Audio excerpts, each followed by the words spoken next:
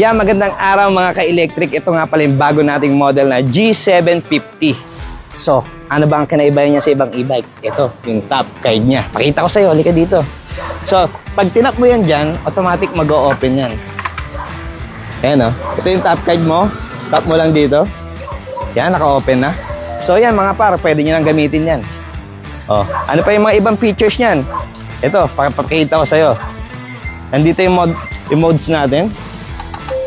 Yan, ito yung dagdag bawas, speed 1, 2, 3, hazard, yung busina natin, nandito naman sa kabila, yung signal lights, at yung high and low.